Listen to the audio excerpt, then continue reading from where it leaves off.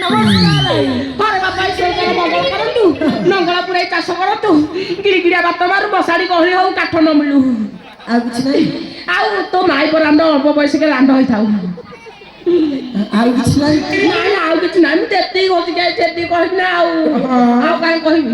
I ଓଲୋ ଭଲ କଲ୍ୟାଣ କରୁ ନା। ଘରେ ବାପା ହଁ ଆଉ ତତେ ନମସ୍କାର କରିବିନି? ନାଇଁ ନାଇଁ କରିବୁନୁ ଆଉ କରିବିନି? ନାଇଁ ଯେ ଆଇ ଓଲୋ ଏମିତି ହସ ଖାଲି ହସ ତ ଝରି ପଡୁଛି। ଆଇ ଓଲୋ ଏମିତି କାଇଁ ହସୁଛୁ କାହିଁକି? ଆରେ ବାପା ତୁ ଜାଣିନାଉ କଣ ଜାଣିବି? ତା କଣ ପାଇଁ ଏଠି ଅଛୁ? ଯାହା ହଉଛ ତମେ। ମଲା ଯା ଆରେ ଅଯୋଧ୍ୟାରେ ନୁହଁ କି ମୋ ବାପା ରାମ ରଜା ହଉଛି। ଭୋଜି ଭାତ ଦାନ ଦକ୍ଷିଣା କେତେ ପ୍ରକାର ବ୍ୟବସ୍ଥା ସବୁ ଅଛି। ମୁଁ ଯିବି ଭୋଜି ଭାତ ଖାଇବି, ଦାନ ଦକ୍ଷିଣା ଆଣିକି ଆସିବି। ଆଉ ତୁ ତ ଜାଣିଥିବୁ ପରଧନରେ ମୋର ଅଧିକ ଟିକେ ଲୋଭ। ଘରେ ବାପା ଓଲୋ ଆଲୋ ରାମଚନ୍ଦ୍ରଙ୍କର ଭୋଜି ଖାଇବାକୁ ଯିବୁ? ଘରେ ବାପା ଆଜି ଯିବୁ? ହଁ ଏବେ ଯିବୁ? ଏଇନି କାହିଁକି ଆଉ ଯିବୁ? ହେଁ କାହିଁକି ଯିବୁ? କହିବା ଭୋଜି ଖାଇବାକୁ ଯିବି। ଆଲୋ ଭୋଜି ଅଛି କଣ ଆଉ? ଭୋଜି ପରା ସରିଗଲାଣି। ଖାଇଗଲା ମୁଁ କଣ ଖାଇଥିଲି? ଆଉ କିଏ ଖାଇଲା? ପଚାରୁନ। ମଲା ଯା ଆଇ ଆଲୋ କାଲିଠାରୁ ପରା ରାମଚନ୍ଦ୍ର ରଜା ହେଇଗଲେଣି।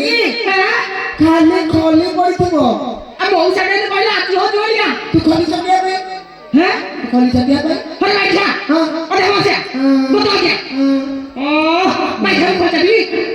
ତାକୁ ଚାଟିବା। ତୁ ଜାଣିନି ମାଝା ତୁ ମାରେ ମାଇ କରାଣ୍ଡୁ କୋଣ ଚାଟିବ ତୋତେ ଜିରାଣ୍ଡୁ କୋଣ ଚାଟିବ ବାଡ଼ି ଖିଆ ଚୋପେ ଯାଇଥିବେ ଦେଖିବାରୁ ବାଡ଼ି ଖା କୋଣ ଚାଟିବି କିଛି ନ କହିଲା ପରେ ତୁ ବାଡ଼ିଖିଆ ବାଡ଼ି ଖାଇଥିଲି ମୁଁ ବାଡ଼ି ଖାଇଥିଲି। ତୁ ଜାଣିଥିବୁ ତୁ କଣ ଖାଉଛୁ? ମଲା ଯା ହଉଛ ତମେ। ତୁ ଯା ହଉଛୁ କିଆ କହୁଛ? ଆଇ ଟିକେ କହିଲି ସିନା ମୁଁ ସବୁ କଥା କହିବି ତତେ। ତୁ ସିନା ଟିକେ କହିକି ପଚାରିଲେ ମୁଁ ସବୁ କଥା କହିବି ତତେ। ତୁ କେମିତିକା ଲୋକ ମୁଁ ଜାଣିପାରୁନି। ମୁଁ ବୁଢୀ ଲୋକଟେ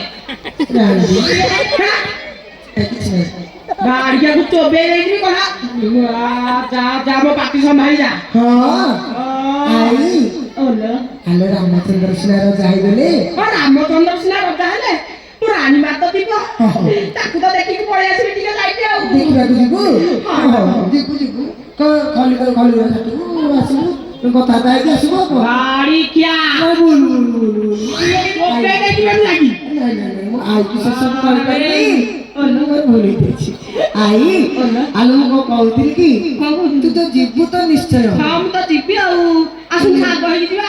ଯିବି ମୋର ଘରେ କେତେ କାମ ଅଛି। ଘରେ ତ ତୋର କୋଉ କାମ ଆମେ ଜାଣୁଛୁ ସବୁ।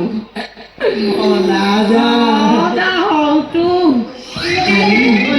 ଆଲୋ ଯିବୁ ଯେ କଣ ଏମିତି ଯିବୁ ନା କଣ? ଖାଇବୁ ନା ଆମ ଘରକୁ ଯିବା ଖାଇକି ଆସିବୁ ନା?